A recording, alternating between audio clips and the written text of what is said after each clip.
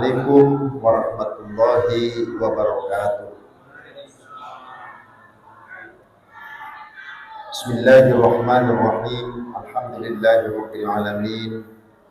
Wassalatu wassalamu ala asyrafil anbiya'i wal mursalin sayyidina wa habibina wa syafi'ina wa karimina wa zufrina wa maulana Muhammadin wa ala alihi wa sahbihi ajma'in, amma ba'du. Allahu ta'ala fil Qur'anil Karim, a'udzu billahi minasyaitonir rajim. Qulu subhanaka la ilma lana illa ma 'allamtana innaka antal alimul hakim. Wa qala Rasulullah sallallahu alaihi wasallam, may yuridillahu bihi khairan yufaqihu fid din. Sadaqallahu al-azim. Hadirin jemaah sekalian rahimakumullah, marilah terlebih dahulu kita bertawassul kehadirat baginda Rasulullah sallallahu alaihi wasallam, keluarga, para sahabat, para tabi'in, para tabi'ut tabi'in, para auliyaillah, para syuhada, para sholihin, para ulama, para guru kita semuanya. Wabil khusus di hadrati muallif hadzal kitab Syekh Zainuddin Al-Malibari pada sirruhum al-aziz wa nafa'ana Allah bi ulil fidar ya amin syai'ulillahi lana wa lahumul fatihah. A'udzu billahi minasyaitonir rajim. Bismillahirrahmanirrahim. Alhamdulillahirabbil alamin arrahmanir rahim maliki yaumiddin. Iyyaka na'budu wa iyyaka nasta'in ihdinas siratal mustaqim. Siratal ladzina an'amta 'alaihim ghairil maghdubi 'alaihim waladdallin. Amin. Bismillahirrahmanirrahim. Hadirin jamaah sekalian rahimakumullah. Malam ini kita masih membahas tentang i'adatus sholat, sholat yang diulang. Sholat yang diulang, kemarin kita telah bahas tentang syaratnya, ada dua, walaupun yang keduanya adalah khilaf, perbedaan pendapat para ulama. Wa syartu an takuna fil waqti. Syarat yang pertama, sebagaimana dijelaskan pada pelajaran yang kemarin, adalah sholat yang diulang itu harus berada di dalam satu waktu. Kita baru saja melaksanakan sholat maghrib, kalau kemudian ada lagi jamaah sholat maghrib, lalu kita menjadi imam sholat itu atau menjadi makmum di sholat yang kedua, itu namanya i'adatus sholat, mengulang sholat dengan catatan masih dalam satu waktu. Sholat yang diulang ini tentunya ada beberapa alasan. Alasan yang pertama, mungkin karena pada saat sholat yang pertama kita tidak melaksanakannya secara sempurna. Itu juga sama disebut i'adah ketika kita masih ada waktunya. Contohnya, pada saat kita berada di perjalanan, kebetulan kita tidak memiliki alat untuk bersuci, gak bisa wudu, gak bisa tayamum, tapi sudah kadung masuk waktu sholat. Akhirnya kita melaksanakan sholat di kendaraan. Sholat di kendaraan jelasnya itu kurang syarat kan, karena tidak wudu. Atau kurang syaratnya karena misal auratnya terbuka, karena tidak membawa pakaian yang bisa menutup auratnya, seperti pergi jauh pakai celana pendek. Ini mau sholat bagaimana?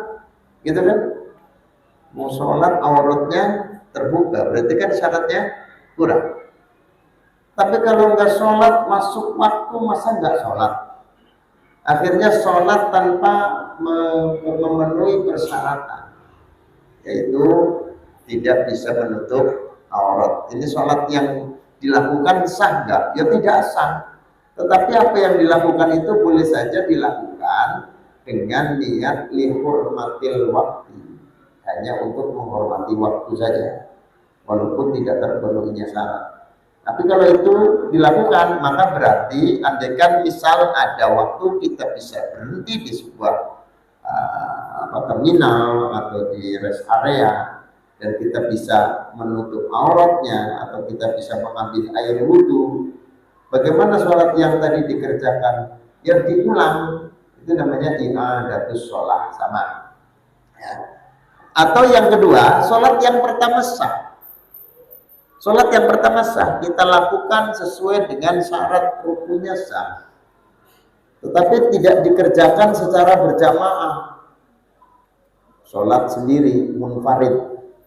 Begitu salam, ternyata iqamah, Allahu Akbar, sudah la ilaha illallah, qomat, dan ada jamaah. Sementara dia tadi sudah sholat. Bolehkah dia mengikuti sholat berjamaah? Boleh. Itu namanya i'adatus sholat. Nah, atau yang pertama sempurna dengan berjamaah, ya, dia lakukan berjamaah. Tapi setelah itu dia lakukan lagi karena ada jamaah berikutnya, dia ikut. Ya, dengan rombongan jamaah berikutnya. I'adatus sholat juga sama. Ya. Wa alla tuzada fi i'adatiha ala marratin. Dan menurut pandangan Syekh Zainuddin Al-Malibari bahwa sholat i'adah itu hanya bisa dilakukan sekali. Hanya bisa dilakukan sekali. Jadi misalnya sholat zuhur, lalu kemudian sholat zuhur lagi. Tidak boleh lagi kedua, ketiganya. Ketiganya, keempatnya itu nggak boleh. Hanya 2 kali saja. Satu untuk sholat yang dilakukan sholat yang pertama, sholatul ula, dan sholatul tsaniyah, sholat yang kedua.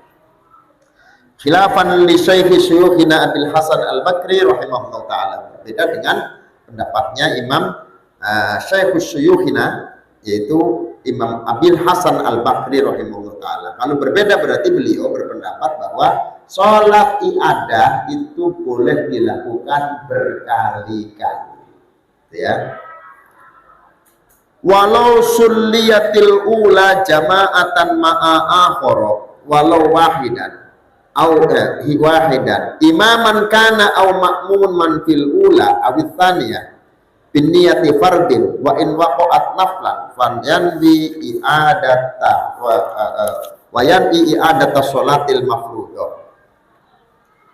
Jika ada orang sholat berjamaah, ya, wa insulliyatil ula, jika sholat yang pertama dilakukan berjamaah, ma'akhor, bersama orang lain, ya, walau wahidan, walaupun satu orang jamaahnya, imam satu, makmum satu.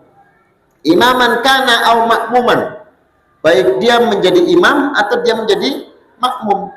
Fil ula awith tsaniyah, baik di sholat yang pertama atau sholat yang kedua, biniyati fardin, dengan niat fardu, wa in waqa'at naflan. Kan gini Pak, kalau kita sudah sholat nih, lalu sholat lagi, berarti kan fardu kita sudah diselesaikan, gitu kan? Karena kita sudah melaksanakan sholat. Oh, berarti sholat fardunya sudah selesai berjamaah, walaupun satu orang, walaupun dia menjadi imam atau dia menjadi makmum. Bagaimana dengan sholat yang kedua? Apakah dia niatnya fardul maghribi? Tetap fardu, kan fardunya sudah, gitu kan?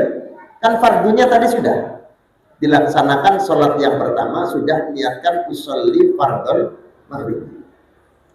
Bagaimana dengan sholat yang kedua? Apakah sholat yang kedua itu juga diniatkan dengan fardul maghribi juga? Jawabannya adalah biniyati fardin, tetap dengan niat fardu, usolli fardul maghribi. Walau waqa'at naflan, walaupun akhirnya yang kedua itu bukan jatuhnya menjadi sholat fardu, tapi sholatnya menjadi sunnah. Kan tadi hukum di awal disebutkan bahwa waktu sannu i'adatul maktubati, gitu kan? Disunatkan mengulang sholat yang difardukan.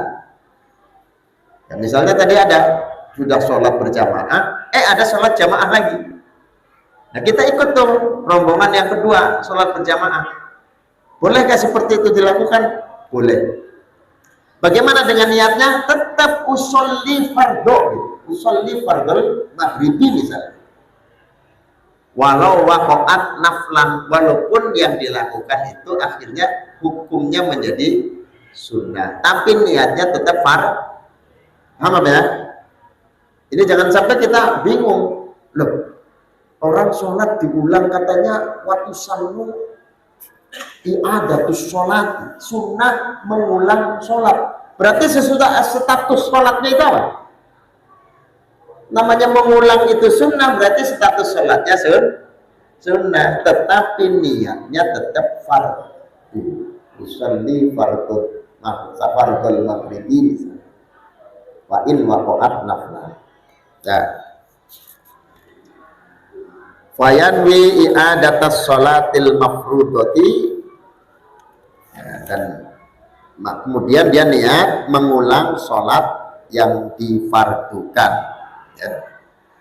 Wa jawabun an su'alin muqaddarin taqdiruhu kaifa yanwil fardhu ma'a annaha taqa'u naflan, wa hasil jawab annal murada annahu yanwi i'adatas sholatil mafrudati li ajli an takuna naflan. Jadi kalau yang bagus ya, niatnya jangan usolli fardhu dhuhri, tapi usolli i'adata fardhu dhuhri. Usolli i'adata fardhu dhuhri. Saya niat mengulang sholat fardu gitu. Tapi kalau nggak seperti itu pun sah, nggak masalah ya. Usolli fardhu dhuhri atau usolli fardhul maghribi itu sah saja. Nah, tapi di sini karena supaya nanti tidak lagi ada pertanyaan itu sholat hukumnya fardu apa sunnah, gitu kan? Bingung karena apa? Yang fardu sudah dikerjakan kok. Padahal kalau kita mau ulang lagi dapatnya sunnah. Kalau diniatin fardu seolah-olah rancu, gitu kan? Ya, rancu kan? Sudah fardu kok fardu lagi. Maka ini ada solusinya, niatnya usolli i'adata fardis sholati dhuhri, itu fardid dhuhri. Nah, usolli i'adata fardid dhuhri misalnya begitu, atau usolli i'adata fardil asri. Wahtarul imamu ayyamiyad dhuhra awil asra mathalan wala yata'arradu lil fardi. Imam Al-Haramain itu memilih untuk tetap niat, ya, niat fardu dhuhri misalnya zuhur atau niat asar misalnya wala yata'arradu lil fardi. Kalau Imam Haramain itu tidak lagi harus menyebutkan fardu, jadi usolli dhuhra gitu aja, usolli al-dhuhra, usolli al-asra, wala yata'arradu lil fardi, dan tidak perlu ya mengemukakan fardunya.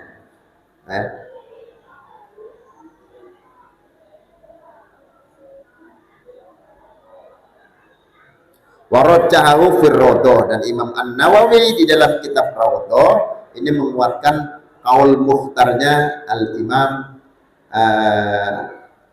Haramain.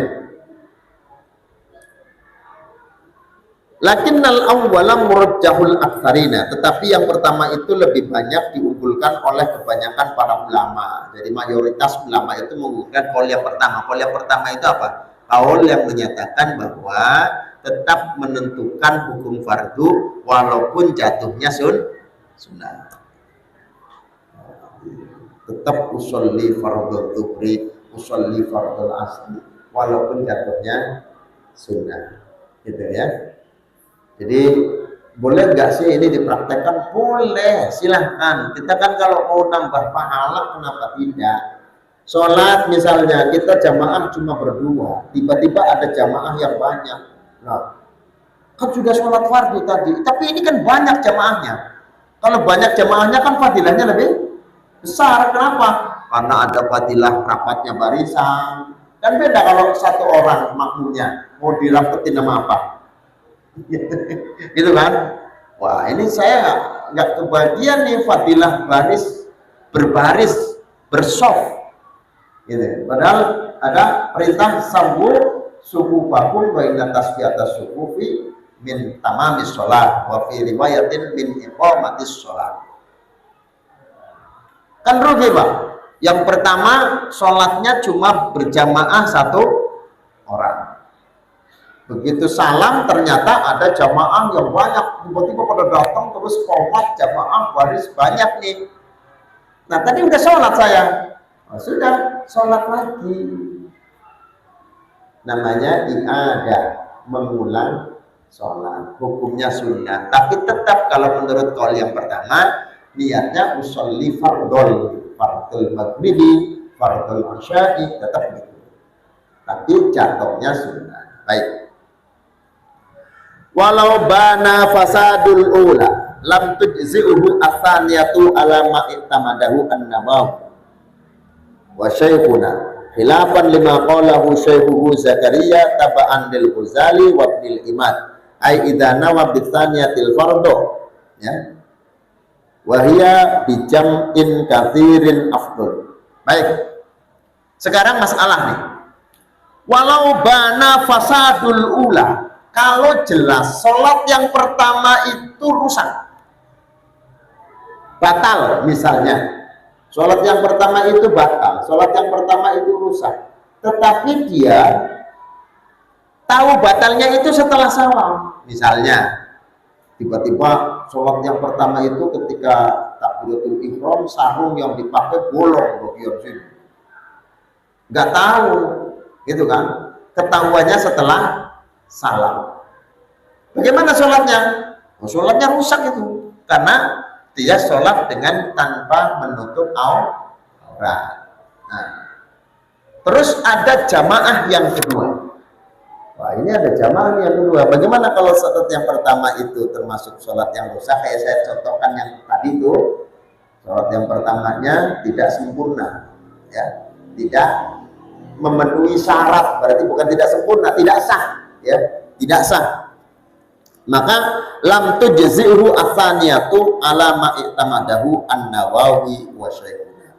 Maka sholat yang kedua itu tidak mencukupi untuk mengganti sholat yang pertama, ya. Lam tujzi'uhu atsaniyatu ala ma i'tamadahu an-Nawawi. Maksudnya tidak mencukupi ini apa?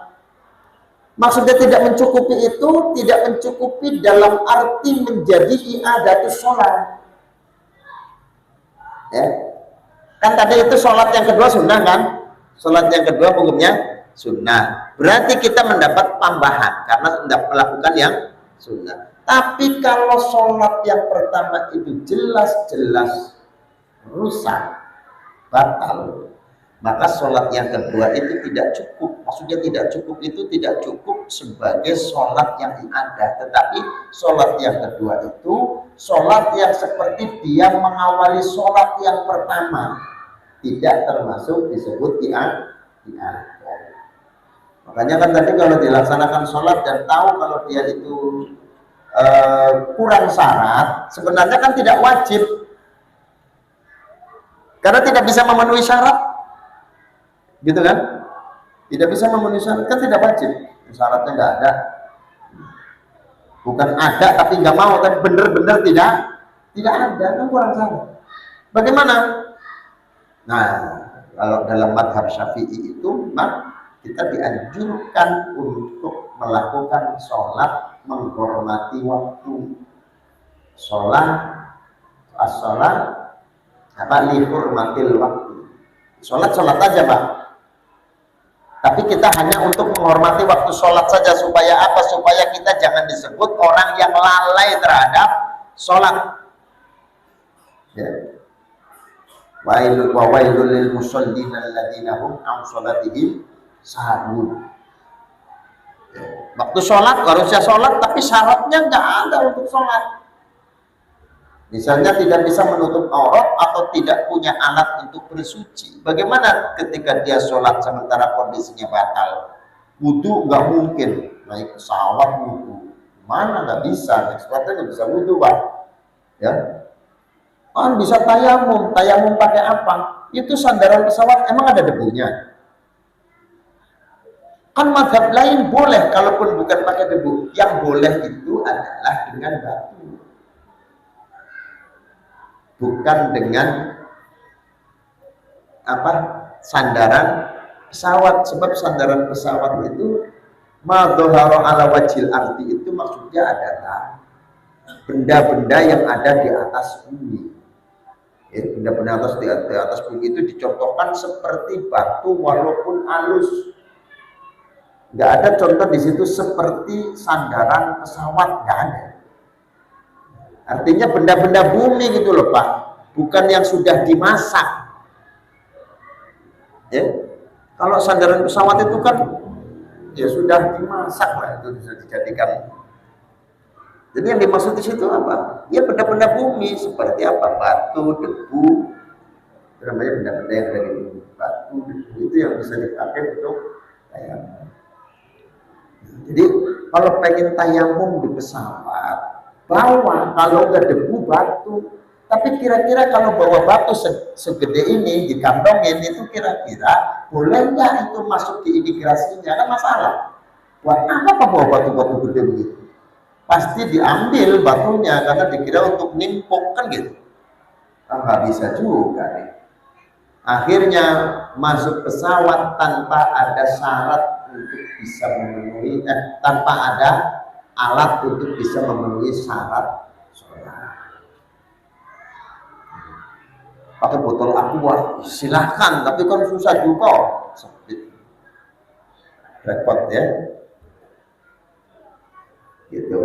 Jadi walhasil kalau misalnya kita tidak terpenuhinya syarat, bagaimana sholat kita? Ya sholatlah dengan hanya untuk menghormati waktu, supaya kita tidak lagi disebut apa, orang-orang yang lalai terhadap sholatnya. Ya. Baik.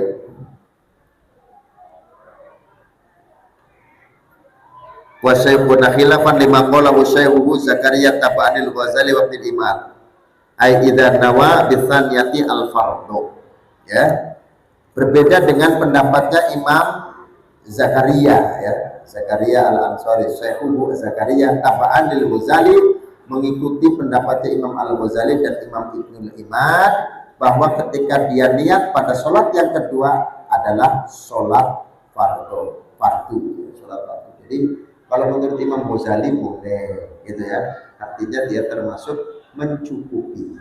Gitu. Jadi ini apa namanya, pengertian mencukupi yang tadi itu bukan berarti sholatnya tidak sah, tetapi sebagai statusnya menjadi iadah itu loh. Jadi iadah. Sudah. Wahia bijam'in katsirin afdalu.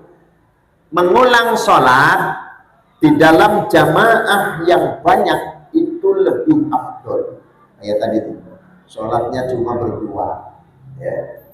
Sholatnya cuma berdua. Lalu kemudian ada sholat berjamaah. Ya. Bagaimana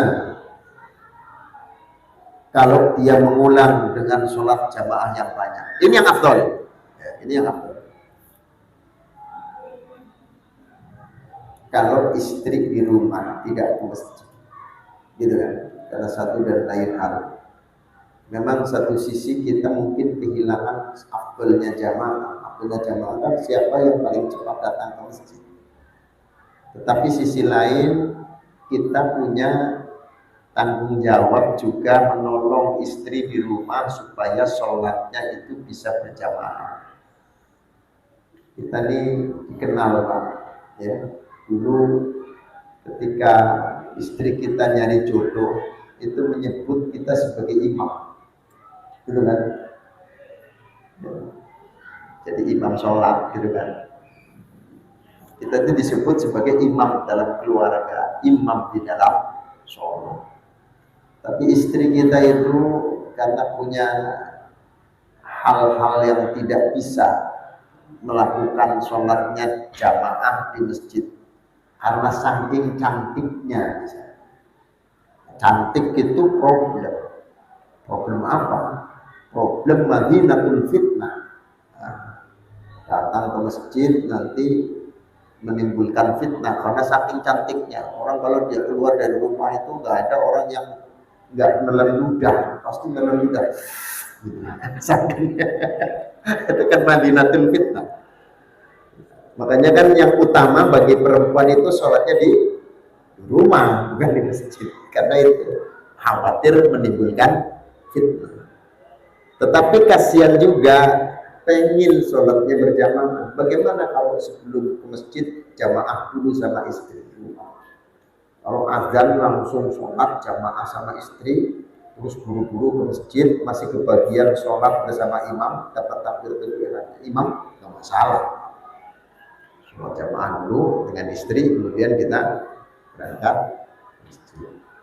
Atau misalnya dibalik, sholat pulang dulu, kasihan nungguin di rumah mau jamaah, nggak masalah. Tapi karena di sini ada keterangan bahwa sholat mengulang itu ketika jamaahnya lebih banyak maka lebih afdol, maka dikondisikan saja, dikondisikan. Kalau memang pengen cari yang afdol, ya maka sholat jamaah dulu dengan istri, terus kemudian mengulang sholat jamaahnya di masjid.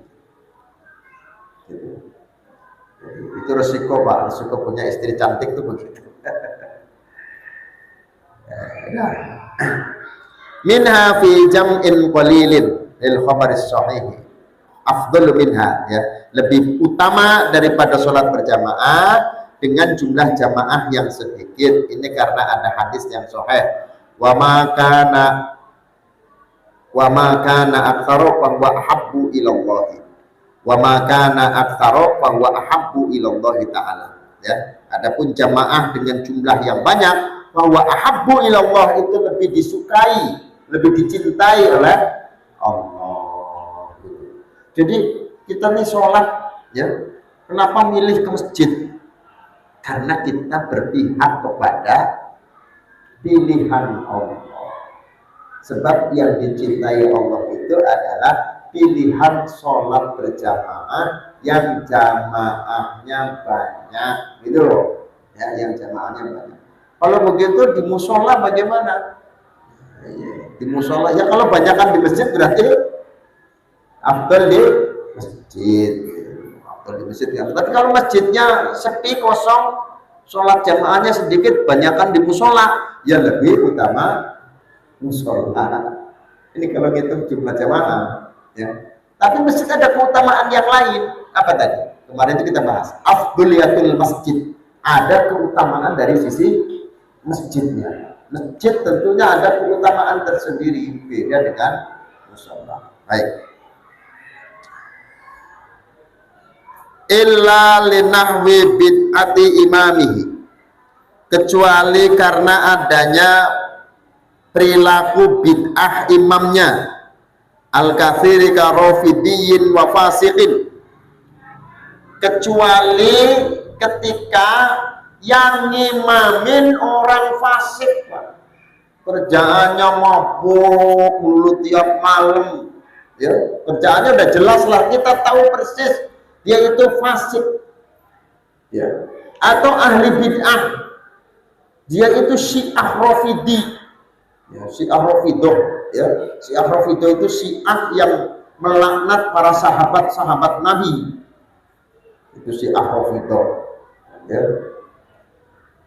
Kita pengen sholat berjamaah di masjid tapi imamnya orang fasik jadi imam.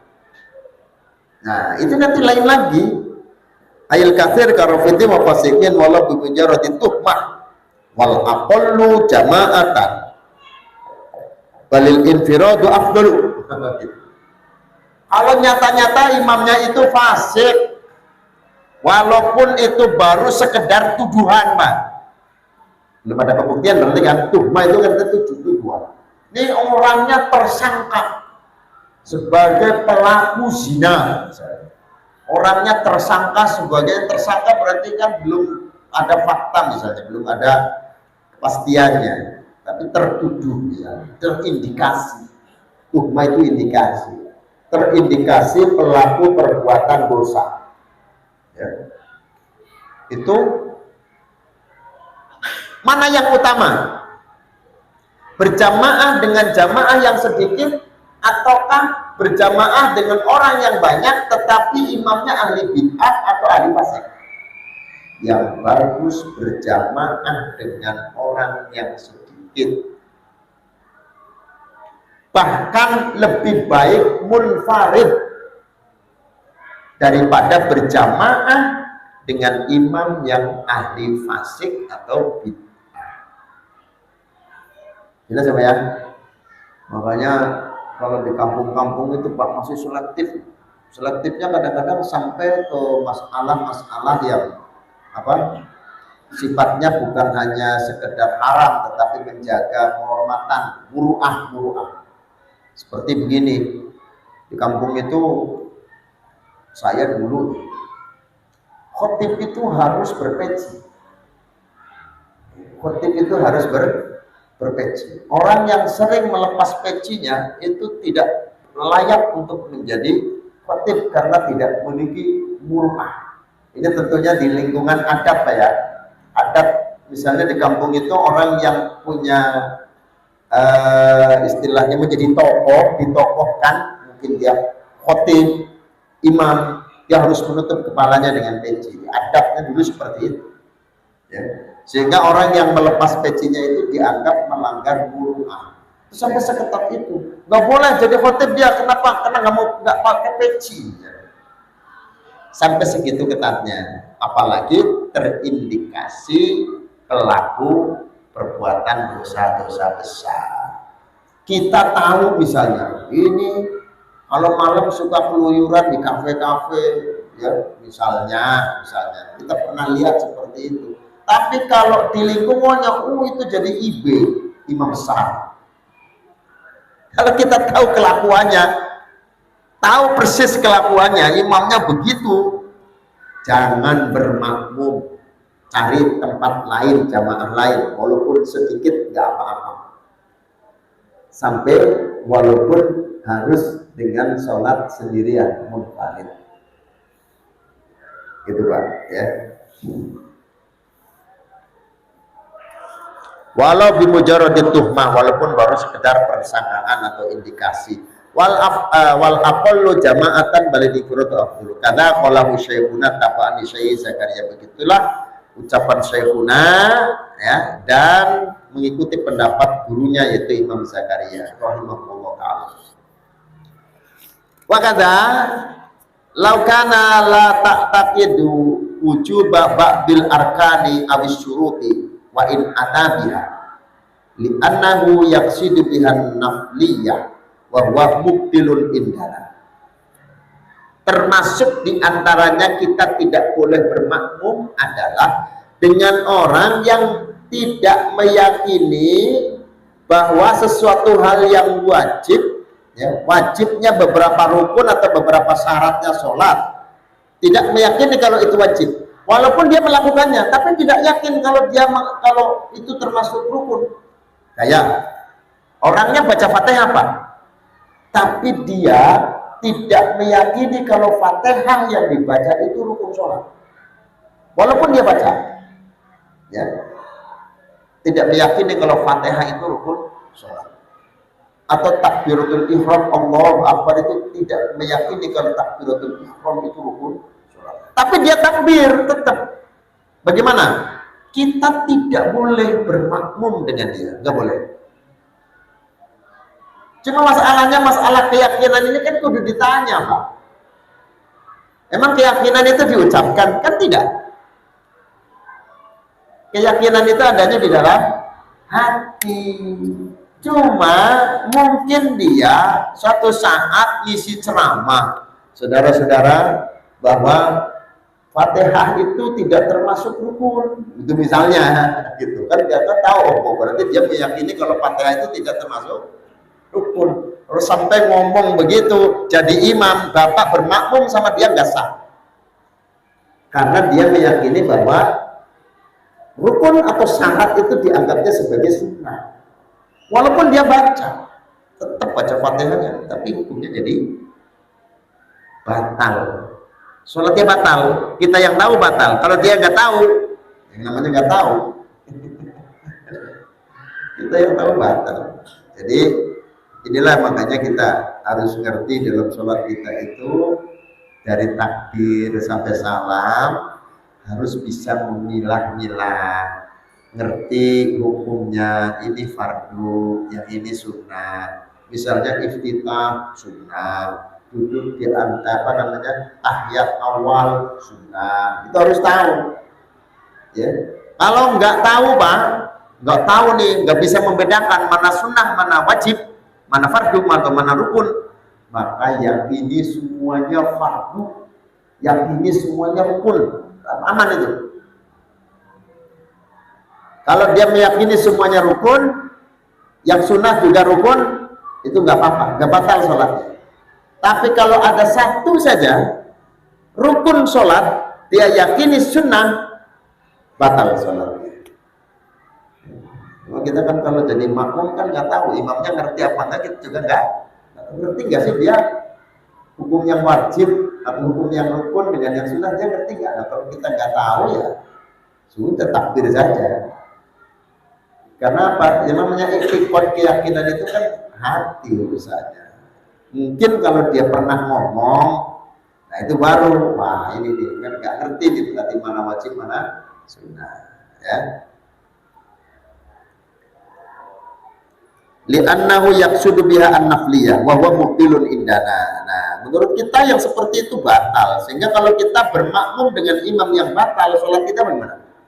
Ya enggak sah. Enggak sah. Nah, makanya ini sering terjadi kan. Kita tahu imamnya salah. Ya. Pada rakaat yang keempat, ya, dia harusnya duduk tapi berdiri. Rakaat keempat sholat isya harusnya kan duduk tahiyat akhir, imamnya berdiri. Nah, kita tahu imamnya salah, tapi ngikutin aja, kitanya yang batal. Sudah tahu imamnya batal, malah diikuti. Imamnya batal enggak? Belum tentu. Imam bisa jadi enggak batal. Kenapa imamnya enggak batal? Karena ketika imam menentukan pilihannya itu sudah melalui proses ijtihad. Ijtihad bagaimana? Ketika dia ragu-ragu di dalam rakaat pada saat sujud, hatinya tuh ngomong, ini 3 apa 4, 3 apa 4, 4, 3, 4, 3, 4, 3, nggak kelar-kelar, akhirnya sujudnya lama sekali. Nah, dalam posisi kebimbangan, keraguan seperti itu, maka harus mengambil sesuatu atau pilihan yang mendekati yakin. Pilihan yang mendekati yakin itu adalah yang sedikit. Kalau 3 dan 4, mana ya? Kita pilih 3 apa 4? Pilih 3. Sebab kalau pilih 3, masih ada kesempatan menambah lagi 1 rakaat. Tapi kalau sudah milihnya 4, terus duduk, waduh kurang 1, nggak bisa nambah kan? Nah, maka imam ketika di rakaat yang kelima dengan ijtihadnya tadi nggak salah Pak. Nggak boleh berubah hanya karena teriakan subhanallah. Jadi yakin aja. Kecuali kalau ketika ada orang mengucapkan subhanallah, dianya terus ingat, oh iya benar, saya kelebihan, gitu. Maka dia duduk tahiyat awal, tahiyat akhir. Kalau enggak ya dia lanjutkan sampai salam, lalu sujud sahwi. Makmum bagaimana? Kalau makmum yakin imamnya kelebihan, jangan ikut. Duduk aja tahiyat awal, tahiyat akhir, mufaraqah dengan imam. Kalau nggak mufaraqah dengan imam, ya duduk aja tahiyat akhir sampai imamnya tahiyat sampai imamnya sujud sahwi, ikut sujud sahwi, salam bareng dengan imam. Tapi kalau yang aman ya sudah mufaraqah saja, orang sudah tadi menuduh imamnya salah kok. Ya. Masalahnya kan itu, sudah menuduh imamnya batal, rakaatnya lebih. Ya udah mufaraqah, saya pisah dari imam. Salam. Itu begitu, Pak. Jangan mengikuti imam yang batal. Jelas ya? Jangan ikuti imam yang batal. Termasuk dalam hal akidah, keyakinan tadi itu. Imam meyakini yang fardu adalah sunnah. Tahunya dari mana? Dari pernah cerita misalnya, atau pernah ceramah. Ya, ceramah bahwa yang namanya baca Fatihah itu sunnah, bukan wajib. Wah, berarti ini meyakini bahwa yang wajib adalah sunnah. Kita bermakmum nggak boleh, Pak, karena dia sholatnya batal. Dari sisi mana? Dari sisi keyakinan tadi. Gitu ya. Allah Al-Fatihah. Al-Fatihah. A'udzubillahi minasyaitonir rajim. Bismillahirrahmanirrahim. Alhamdulillahirabbil alamin arrahmanir rahim maliki yaumiddin. Iyyaka na'budu wa iyyaka nasta'in ihdinas siratal mustaqim. Shiratal ladzina an'amta 'alaihim ghairil maghdubi 'alaihim waladdallin. Amin. Bismillahirrahmanirrahim. Alhamdulillahirabbil alamin. Shallallahu alaihi wasallam Muhammadin wa ala alihi wa sahbihi ajma'in. Allahumma ighfir lana dzunubana wal walidina warhamhum taqabbal subhana wa qina 'alaina Wutuhal arifina bihikmatika wa syura'ala rahmatika ya dzal jalali ikram. Rabbana atina fid dunya hasanah wa fil akhirati hasanah wa qina adzabannar. Sallallahu alaihi Muhammad wa ala alihi wasallam. Walhamdulillahi rabbil alamin. Wallahu muwaffiq ila aqwamit thoriq. Assalamualaikum warahmatullahi wabarakatuh.